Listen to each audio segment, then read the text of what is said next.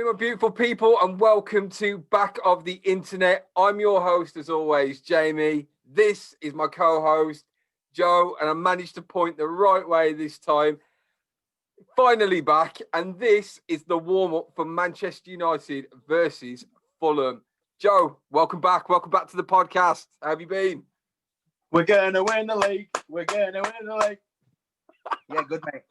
All good. Glad to be back. Let's get some videos slammed out, eh? Yeah, glad to have you back. It's been kind of lonely doing the past videos by myself. Cheers, mate. I bet it has, yeah. Yeah, I'll be on in half an hour. Hey, Fortnite, you know, it's addictive.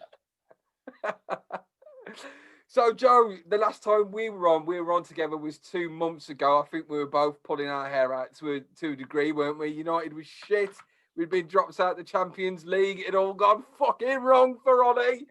Yeah, that was right. Ollie out, weren't we? We were Ollie out. Well, one of us might have been a bit more Ollie out than the other. All right. Ollie out, Pogba out, get them all out. Fucking Pogba out. Yeah. I was Luke Shaw out, the fat cunt. He's been immense, hasn't he? Oh, he's been awesome, mate. He's been absolutely fucking brilliant. But it's like I said earlier on the other podcast, and I've said it in the group chat as well. He's been great for the past 10 games, 8 games, whatever it is. However, you know as well as I do, we've both seen that cunt walking around on the pitch doing fuck all, getting paid. Yeah. It can't just be me. Luke Shaw can't fucking turn into Prime Maldini in the space of 2 months, surely to God. No, but he's got to be. He's at the moment. He's first or second on the team sheet for me. What, next to Fred and McSauce? McSauce isn't anywhere near my top 5 team sheet. Fred is. Listen, man. Fred and McSauce. When you put them together and get McFred, like they complement each other. Fucking beautiful. Tell you what. Come summer, there'll be reports going around the media that there's something going on with Ollie and McTominay. I'm telling you, it's the only fucking way he's getting in that starting 11. I fucking love Scotty, so I absolutely fucking love him. Yeah, he's a winner, isn't he? He wants to win. He wants to give it his all. Like, I love it when he puts in a good challenge, but sometimes he doesn't do what we need him to do. And I think having Fred in front of that back four does a serious job. And McTominay he gives something different, doesn't he? That's the problem we've got with the midfielders we have. They all do something different, and he fucking loves Scott McTominay. Well, I think what he does is he looks at the team sheet, he puts Scott down, then Bruno, then possibly Fred, and then sees where he can fit Pogba in. No wonder Donny doesn't get a shout. It's a fucking accent. He loves the Scottish accent, doesn't he, Ollie? Fucking Norwegian bastard. But no, I get why he's in the team, and with how they've been playing and gelling together as a squad at the moment, you can't really fault it. You know, people have started to go a bit quiet on the Donny calls because United have been winning, so you can't really complain when we're winning. If we're getting beaten, then yeah, there's a conversation to have. But you know, just because he's come from Ajax doesn't mean he's going to walk into the United team. He's got to actually fight for a place. So is this you softening a little bit on not Donny van de Beek, on Scott McTominay then? Are we starting to say he's a bit of a born winner? He needs to be in the squad. I'd put Scott McTominay in the squad before Donny. I think that's everyone knows that, don't we? And there's me fucking backtracking about Luke Shaw. 2021, everyone. I'm backtracking about Luke Shaw. Fucking Jazz backtracking about Scott Uso, aka Scott Deeney. Yeah, the day will never dawn when I start talking about Pogba in a positive light. But he's doing a good job. If he does a good job this season, then I'm happy. What did I say about Pogs? Just get him to tick. That's all we need to do. It's not his fault, everything. So I clearly got the memo, black and white. We're wearing Fulham. Other one, mate. We're wearing the Fulham colours, and we're playing Fulham tonight. Explain that one away, mate. Mate, I'm really hoping tonight. Is it at home or away? Oh, fucking ask me, man. Now you're making me look stupid on the podcast. I think it's away. I might have to edit this and then come back to it. No, we're playing away. We're playing at Fulham. Oh, yeah. We're playing away, mate. We're going to fucking rape them. It's going to be about... You can edit that bit out as well. It's going to be about 4-1. Well, a couple of stats, because I kind of got a little bit ready for it, apart from when you asked us if we were playing home and away. United have won, well, we've played 28 games against Fulham. United have won 20. Fulham have won 3, and we've drawn 5. We've got 12 home wins. They've got 2. We've got 8 away wins. They've got 1. So as it stands, it seems that if we play them away with our immaculate over a year record of not losing away, really, we should be dicking Scott Parker's boys. However, being Man United fans, we know all too well this is where the fucking wheels come off. It'll be a game like this, man. It'll be a fucking game like this. I know it. I hope not. I want one of these matches to put on, and it's going to be attack, attack, attack, and they're just going to be drilling the Fulham goalkeeper. I really hope they do. I've got a feeling they're gonna make some changes though. Who do you think they're going to start? Do you think they'll drop Martial and put Cav in? No, I don't think they'll drop Martial. I think Really? Martial will start. I think Cavani will start. I think they'll drop Rashford. Really? And I think there's a possibility they might drop Bruno for tonight's game. Fucking good luck. I reckon Bruno would chin him if Ollie tried to drop him. Yeah, I know, but I think he is showing some signs of exhaustion. So he's got to look after his team. I think Bruno either plays tonight or he plays against Liverpool. So he's going to play in one of them. Would you not play tonight, though, and get the points on the board and sacrifice a result the weekend? I mean, don't get me wrong. I want us to beat Liverpool as much as anybody else. But if it's a choice between the league and the FA Cup, I'd take the league. Yeah, I just think like last time they didn't start Bruno. They brought him on and he scored and got 2 assists, didn't he? I reckon he might. Yeah, I think he might take a gamble and not start him. But if it goes tits up, bring him up. But with the run we've been on, I can't see it going tits up. So that's why I think Bruno might get rested tonight. But we'll see, won't we? Yeah, well, no team news has come out as of recording this, but I'm hoping we go balls out. We play everybody we need to, get it sewn up by half time, pull them all off, give Donny a stretch, let him have a run out. But yeah, so what are your predictions then, Joe? What are we going for? I want to say 4-1, but I'm going to go 3-1. 3-1. I'm going to go 3-1. I'm going to say we're going to score first, but they'll level peg it. It'll be 1-1 at half time. In second half, we'll just blow them away. But you know what? I'm becoming more and more optimistic about this Man United squad. I'm saying 3-0. I think we'll keep a clean sheet tonight. Okay, now it's because the Iceman's back, isn't it? Fucking Iceman! Oh my god! I thought when they brought. You know what? Actually, no. This is fucking perfect. I'm glad you're back. Talk to me then about this centre back pairing. Are you saying Maguire and Lindelof or Maguire and Bailly? Maguire and Bailly, 100%.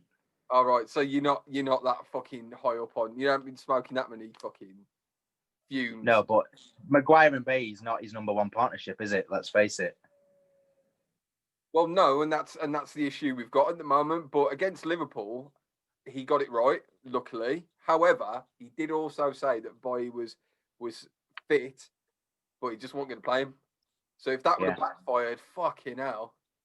He prefers playing Maguire and Lindelof with McTominay and Fred in front. That's his go-to, isn't it? McFred. Fred, that's his go-to, sadly. And it's going to take a lot to change that with the run that we're on.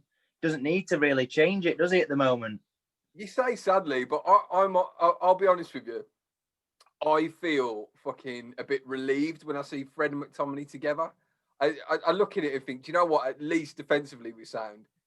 If we have to counter or whatever, we can do that. But if we've got them two there, I know there's going to be a bit of protection for the back line. If they're not there, I panic. I really start fucking panicking when the team sheet doesn't have Scott Uso and Fred on there. But against Fulham, do you really need that? Do you really need that? Yeah, fucking probably. We probably do. Do we though? I think we do. I think just to calm the nerves of like somebody like Maguire and Lindelof. Yeah. Yeah, that's the massive debate, isn't it? It's how you play it. Do you either play Matic in front of the back four and then Pogba in the mix in the middle, or do you go for your McFred? It's sat in front of your back two. It's just how he plays it, isn't it? I prefer it if we went a bit more open and just played one at the back, but they don't intend to do it at the moment, do they? They don't risk it. Well, we've changed our style completely, haven't we? Especially with the back line. We've never historically really played with two CDMs, and we have now for what, 3 seasons? Yeah. Including Jose, and then obviously when Ollie came in. But we've changed our complete setup. So I don't know. I think if we play more dynamic, that's when you would get your Pogba and your Bruno into your squad, and maybe your Donny. But I just don't think we can do that. Even against Fulham, I wouldn't risk it. I just wouldn't risk it in the moment. Why change a winning formula? And the fact, Joe, I know we're not top anymore because Leicester have done it. How the fuck have we got top of the league? How are we even in the conversation? I think, when you look at it and you can get a bit big-headed about it and say, yeah, we're top of the league. Every other club has been... Do it, Joe. Get gassed. Do it. Every other club. I'd love to sit here and say United have been mint and they deserve to be top of the league or second in the league for the time being. But the other teams have been shit, haven't they? Let's not beat around the bush. Liverpool have scored, 1 goal in 4 games. Chelsea, seen a bit frank. Leicester, fucking woeful, mate. Oh, spent 200 million and they can't fucking pass a ball to each other, can it? It's awful. No, well, he's not. When I look at Frankie and I look at his setup and I look at Chelsea, they just don't look like winners, do they? Nobody on that pitch looks like a winner. Nobody wants to battle. Nobody wants to drag the team forward. At least, even at United's worst, I can say there are players on that pitch that will pull their weight and they will get stuck in. Chelsea, fucking toothless. Absolutely toothless. Yeah. There's loads we can talk about and we'll do videos on it, but there's so much that's happening, so much that's gonna happen. Like the massive talking point around Paul Pogba wanting to leave United, and he's gonna come to the end of this season. And I have a good feeling we're gonna do well, whether it's top or second, and it's gonna come to the end of that season. He's gonna think to himself, I fucked it here. I've made a decision too soon, and I could have been looked after for the next 4 or 5 years. But we'll see how it develops. Mate, regardless, at the end of the season, if he stays or if he goes, I'm going to do an hour-long special on Paul Pogba, how much I love him and how much there's been an agenda against him and how fucking arseholes like you give him a hard time and how we should love Paul Pogba and get a statue of him made up outside of Old Trafford in gold, not bronze, in gold, mate. Are you all right? I'm just fucking hype. I can't believe we're near the top of the table. But I did say about Paul Pogba, I did say that, look, a little bit of TLC and he'll fly, and he has been, and you can't knock him or his form at all. He's starting to look like a leader. He's been average, hasn't he? He's been all right. Average. So getting back to tonight's game then against Fulham, you're going for what, 4-1, 3-1? I'm going to go 3-1. I'm going 3-0. It could be 7-0. I don't know at the moment with this Man United. I'm going for a win. But these are the sort of banana skins that sort of make us slip up, and that's what I'm worried about. Going back to the last couple of videos, I posted them obviously on Facebook. We got a couple of people that had commented back, and I said that if they put their comments in, we'd read the comments out on the podcast. So the first one was from T-Boy Nathaniel, who said Manchester United missed an open net. That would have changed the game. I mean, Liverpool were lucky. Joe, thoughts? Well, it's not an open net. The keeper saved it. I think he means in general that Man United could have beat Liverpool if we'd gone for it. They could have turned up. They could have turned up and gone for the attack, couldn't they? We all know that. They could have played a different route of football and gone for the win. They could have gone for Liverpool's net, really. With going with that option, it could have gone tits up massively and it could have backfired. And I think we played it quite cool. We played Liverpool at their own game at Anfield. And yeah, I think we deserved to win it. I think Pogba should have buried that at the end, but I was happy to come away with a draw. Yeah, and mate, if Rashford would have just passed that ball to Cavani, if he'd have just got that ball to Cavani, 100% that was a goal.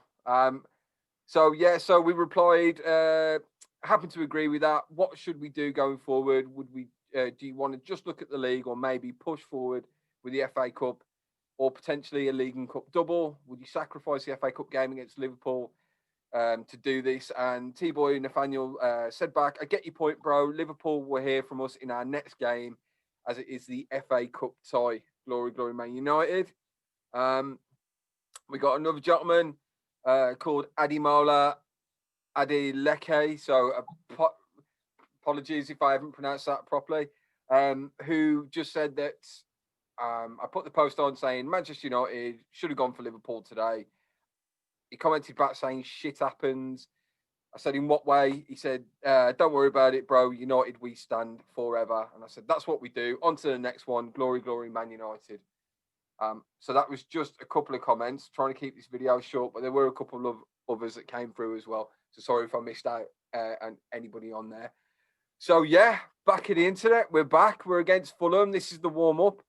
I'm well and truly gassed for it. Clearly, if I want a gold statue of Pogba outside of Old Trafford, maybe one of Scott McTominay and Fred holding hands. There'll be a statue of Scott before there'll be one of Pogba, I'm telling you that. Scott and Ollie holding hands. With Fred with in the background. Premier League trophy in the middle. We're going to win the league. We're going to win the league. And I'm the drunk one. Just before we go off, still no team news, so unfortunately we can't bring you the team news. So this has been Back at the Internet. This has been the warm-up with Jay and Joe. Nailed it for a second time. We're going to be bringing you content and videos as much as possible over the next couple of weeks, leading on to the end of this twisted and crazy season. Joe, good to be back, buddy. Good to have you back. Cheers, mate. Take care. See you later.